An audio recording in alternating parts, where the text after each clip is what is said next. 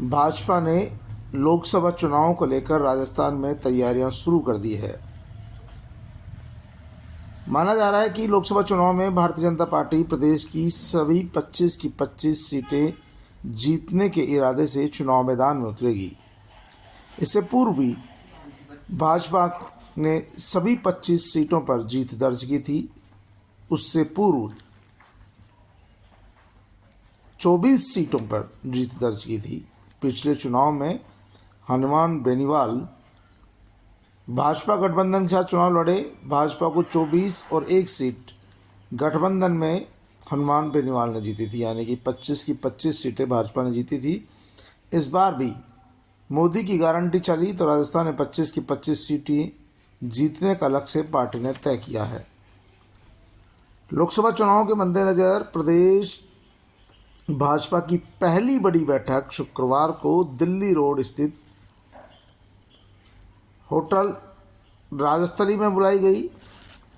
यहाँ सत्ता और संगठन के प्रमुख एक साथ बैठे। पार्टी स्तर पर किस तरह से लोकसभा चुनाव में तैयारी चल रही है, इसकी जानकारी जुटा गई। वहीं मुख्यमंत्री भजनलाल शर्मा ने स्पष्ट किया कि हमने सरकार बनने के 1 महीने में ही पीएम मोदी द्वारा दी गई गारंटियों में से 11 गारंटियों को लागू कर दिया है। 1 करोड़ लोगों से विकसित भारत संकल्प यात्रा के माध्यम से संपर्क साधा गया है। 1 करोड़ बड़ा आंकड़ा है। हालांकि सबसे खास बात है कि इस बैठक में पूर्व मुख्यमंत्री वसुंधरा राजे शामिल नहीं हुई और उनका नहीं आना चर्चा का विषय भी रहा। क्या भाजपा राजस्थान में वसुंधरा राजे के बिना ही लोकसभा चुनाव लड़ेगी?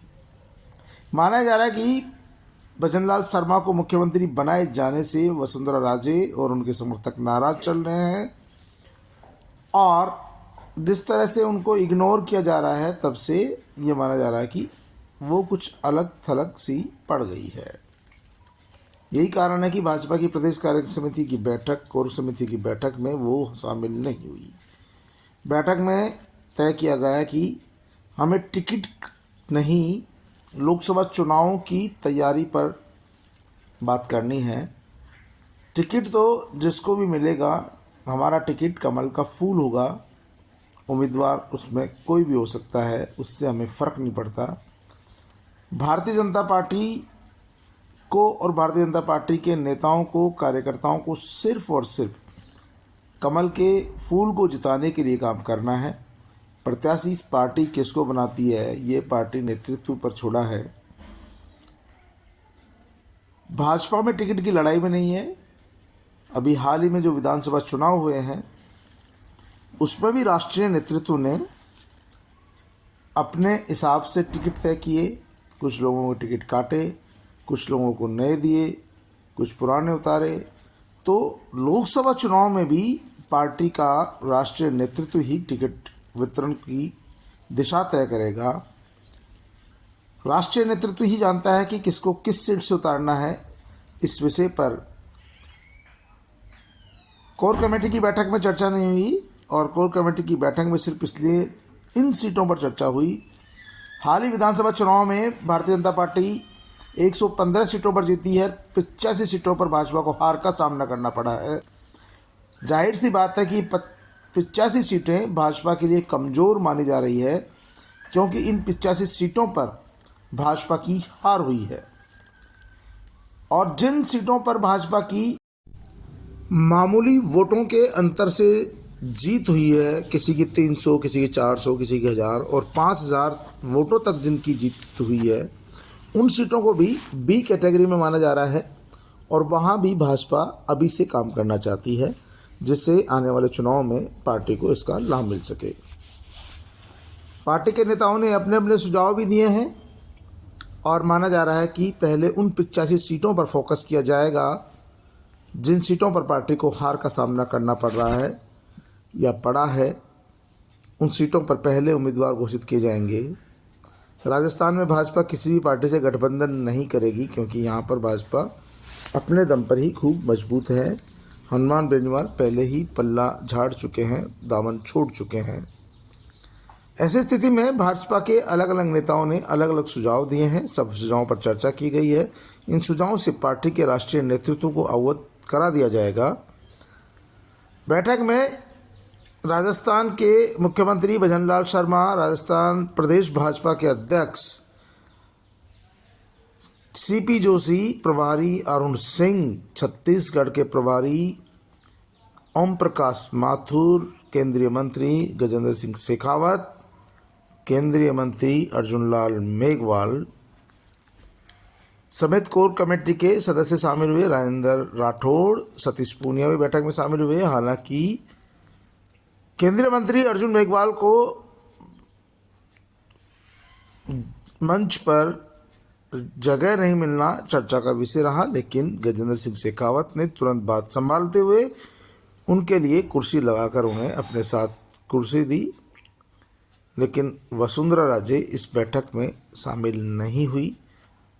डिप्टी सीएम प्रेमचंद बैरवा और डिप्टी सीएम दिया कुमारी भी इस बैठक में मौजूद रहे। भजनलाल शर्मा ने कहा कि वो और उनकी पूरी की पूरी सरकार सत्ता और संगठन के साथ मिलकर काम करेगी। जो पार्टी ने अपना घोषणा पत्र तैयार किया था, जन घोषणा पत्र, उसको लागू किया जा रहा है। जो मोदी जी ने गारंटियां दी हैं, उन गारंटियों को पूरा करने का सरकार प्रयास करेगी। उन्होंने इस पर काम शुरू कर दिया है और राजस्थान में हम सत्ता और संगठन मिलकर सभी 25 सीटों पर जीत दर्ज करेंगे, क्योंकि प्रदेश की जनता और देश की जनता ये तय कर चुकी है कि 2024 में एक बार फिर से मोदी जी की सरकार बनानी है। लोगों में राम मंदिर को लेकर भी भारी उत्साह है। 22 जनवरी को रामलला की प्राण प्रतिष्ठा को लेकर भी बैठक में चर्चा की गई। आपको बता दें कि 22 जनवरी को देश भर में दूसरी दिवाली मनाई जा रही है। इस दिन लोगों से घरों में दीपक जलाने की, घरों में रोशनी करने की, पूजा अर्चना करने की प्रार्थना की गई है और बहुत से लोग अयोध्या भी जा रहे हैं।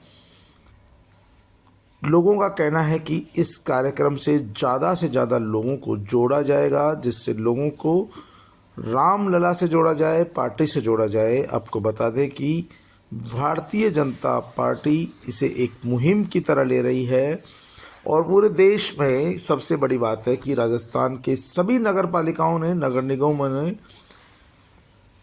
ये आदेश दे दिया कि 22 जनवरी को रामलला मंदिर की प्राण प्रतिष्ठा के दिन सजावट होगी, रोशनी होगी। व्यापारियों ने भी कहा कि वो अपने प्रतिष्ठानों पर,